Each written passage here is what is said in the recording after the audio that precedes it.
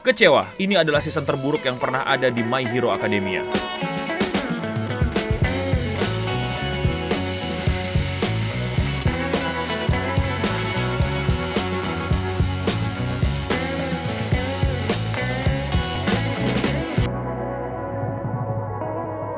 Selamat datang di podcast Indonesia Radio Singham, di mana kalian akan dengerin gua ngoceh dan kalian bisa dengerin sambil tiduran atau sambil kerja tanpa harus lihat visualnya. Sudah jadi rahasia umum kalau kalian mengenal Eno Bening, pasti kalian tahu bahwa anime dan manga favoritnya adalah Boku no Hero Academia karangan Horikoshi. Gue cinta banget, gue suka banget, gue bener-bener fanboy sama My Hero Academia ini. Ini bener-bener anime dan manga terbaik yang pernah gue baca seumur hidup gue. Tapi ternyata sepertinya gue dilahirkan dengan akal sehat, tidak seperti kebanyakan fans One Piece. Gue akan bilang dengan tegas bahwa ya, anime ini akhirnya ada jeleknya, dan gue akan pertama kalinya menyarankan untuk kalian mending baca mangganya aja. Sebelum kalian ngikutin ngamuk-ngamuk gue lebih lanjut, mari kita apresiasi dulu yang bagus-bagus dari season ini. Apa aja adik-adik yang bagus di season ini? Ya tentu saja adegan... Oh my god, gue kalau inget masih sedih sih. Ya, ini anime season ini jelek tapi tetap bisa gue nikmatin in some parts. Terutama tentu parts-parts yang menyentuh hati seperti Deku versus kelas 1A ya. Ditambah lagu Yuseran, terus adegan Bakugo minta maaf.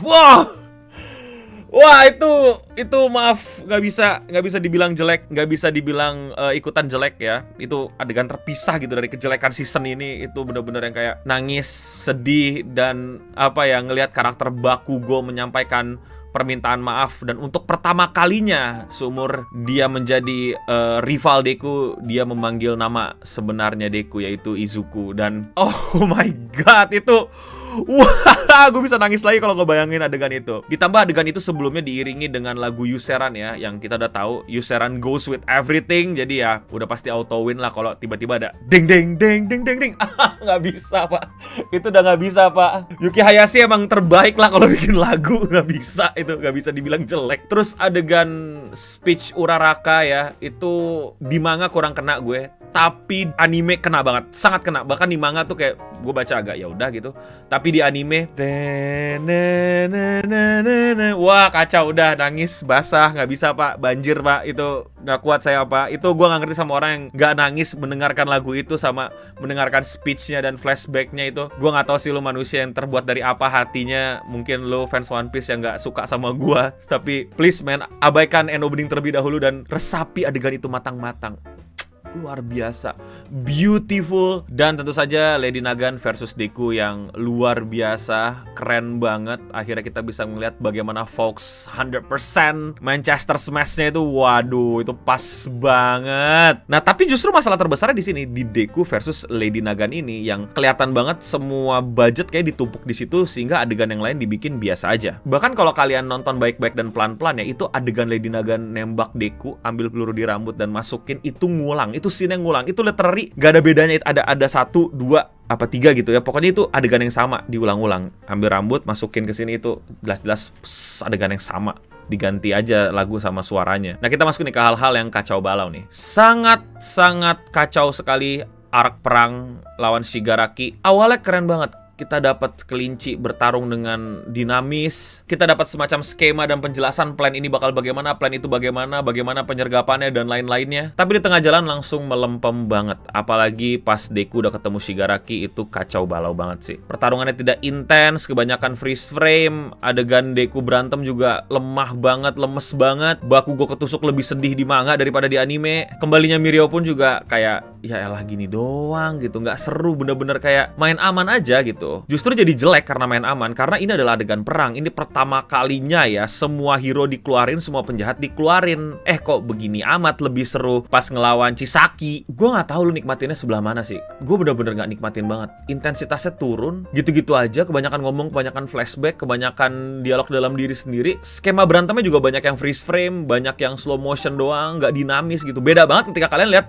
Deku lawan Lady Nagan gitu. Beda banget. Kayak bukan Bones yang ngerjain. Kayak kelihatan banget gitu, budgetnya nggak cukup, waktunya nggak cukup, energi nggak cukup, kita tumpuk semua di Lady Nagan aja. Terus masuk ke arc Vigilant, kita ngelihat Deku Vigilant di sini, aduh, swear man, gimana ya, gue nggak tahu nih ada arah direkturnya tuh gimana gitu, tapi kita lihat kota tuh hancur tapi masih terang cerah bahagia gitu, kayak pagiku cerah bangunan pada hancur gitu. Sedangkan di manga tuh kerasa banget gelap intensitasnya gitu, kekacauannya, lawlessnya gitu, seremnya Deku gitu, sebagaimana hancurnya cahaya All Might di dalam diri Deku dan digantikan oleh kegelapan yang lebih cocok ke Stain daripada All Might. Cerah-cerah aja di anime, bener-bener kayak wah, hari ini gedungnya hancur tapi matahari bersinar cerah gitu. Enggak banget. Enggak ada suspensefulnya, enggak ada tegangnya, dan gue sangat-sangat kecewa sih adegan waktu All Might berusaha ngejar Deku pas lagi dihajar sama Lady Nagan. Itu di manga, adegan All Might mau ngelawan penjahat tuh itu intens banget, dan kayak ini All Might balik gitu, kayak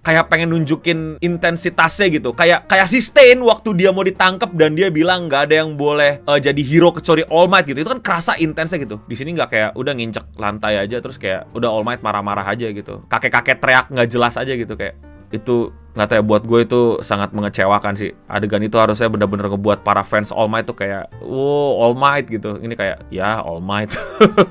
Ada beberapa pengadeganan juga yang buat gue tuh aneh gitu, kayak kenapa sih mesti diginiin gitu. Ya gue tahu udah banyak orang yang jadi manga reader jadi kayak udah tahu, nggak surprise gitu. Namun jadi apa ya, jadi spoil the fun gitu loh. Contoh adegan keluarga Todoroki reuni. Gue ingat banget ya di manga nggak ada adegan mereka nyelip-nyelip masuk di antara wartawan gitu, ngumpet-ngumpet nyamar biar nggak ketahuan. Jadi toto pas kita buka halaman baru tuh, wah ternyata istrinya Endeavor hadir gitu untuk pertama kali ketemu. Wah ternyata tiba-tiba ada istrinya Endeavor gitu. Itu kan surprise banget, tiba-tiba akhirnya sepasang suami istri yang nggak pernah mau ngomong lagi akhirnya ngomong dan ketemuan gitu kan. Itu sesuatu yang wah gitu. Di anime kayak di spoil, oh ada mereka jalan ke rumah sakit. Ngapain lagi coba? Ingin check up, mengunjungi saudara yang sakit, atau nyamperin suaminya yang abis kalah perang? Ya sudah pasti akan ketemu sama Endeavor, tapi jadi kayak ke spoiler gitu, jadi kayak ya dikasih unjuk dan kayak nggak usah ada di manga juga, nggak ada deh kayaknya. Terus bukannya dibikin jadi sedih, dibikin jadi serius, dibikin bercanda gitu. Shoto!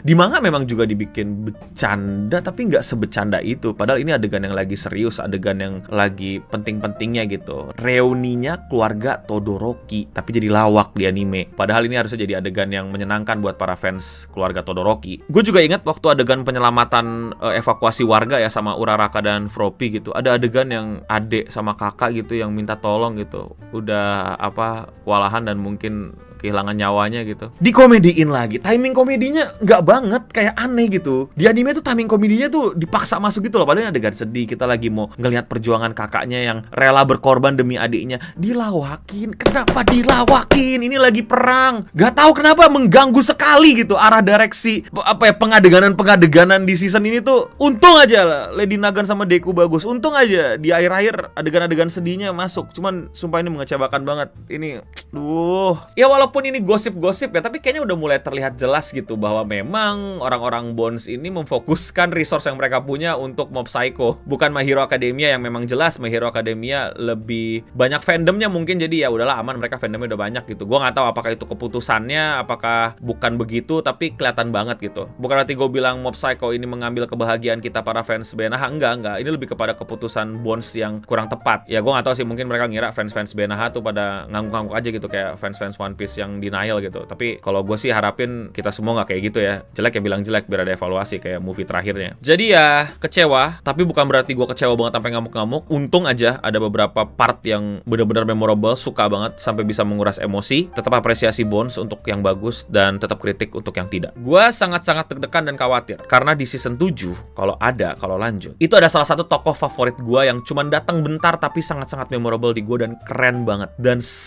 wah, siapa lagi kalau bukan star hero dari Amerika untuk pertama kalinya nih ya di universe My Hero Academia gitu ya. Pahlawan-pahlawan di negara lain itu datang ke Jepang gitu untuk ngasih tahu kalau ini nggak terlalu Jepang sentris amat lah gitu. Star ini kalau kalian baca manganya adalah sosok yang literary All Might versi cewek yang untuk pertama kali juga membuktikan teori gua atau hipotesa gua mengenai canonnya movie 1, di mana seluruh cerita dan karakter di movie pertama Two Heroes itu bener-bener canon, terutama si Star yang kalau kalian belum tahu Star itu dari movie 1. Jadi gua berharap banget dan please buat Bones, if it's take 2 tahun ya udah 2 tahun lah lu garap ya. Umur kita panjang ya, kita juga masih bisa nikmatin banyak anime yang lain, masih ada Kimetsu no Yaiba, masih ada apalagi I don't know, JJK, ada Ranger Reject juga kan mau datang. Ya udah biarin lah, masih banyak anime ngantri lah. Lu garap lah bener-bener baik-baik lah, 2 tahun lah biar bagus. Nggak usah dikejar tayang, ntar jadi kayak anime One Piece. Please, nggak usah buru-buru Bones, nggak usah ngejar tayang, buang-buang energi, sabar-sabarin ya. Ini season 7 penting banget, banyak banget hal-hal penting yang jangan dibikin kayak season 6, please banget. Kalau lu nggak bisa sekeren season 3, tahan aja dah, serius tahan aja. Oke, manganya lagi bagus banget, please banget ini mah. Itu dia review amatir gua, opini gua mengenai My Hero Academia season 6 sebagai seorang fanboy. Gue pasti berharap terbaik buat mereka semua yang ikut di produksi My Hero Academia. Pak Horikoshi, cepat sehat biar bisa ngelanjutin manganya. Tapi kalau menurut kalian gimana? Komen di bawah. Kalau kalian suka sama konten-konten gue nge-review anime dan manga kayak gini, kalian bisa support gue secara langsung dengan klik tombol join di bawah. Dengan klik tombol join, kalian akan menjadi member di channel ini dan mendukung langsung channel ini, dan kalian bisa mendapatkan banyak keuntungan seperti salah satunya adalah di sini kalian bisa chat selama gue bikin video-video kayak gini dan nama kalian bisa keluar. Thank you semua yang udah nonton, thank you semua yang udah support channel ini, dan semoga My Hero Academia season berikutnya tidak semengecewakan ini. Dan tentu saja untuk kita semua, stay clean and sound.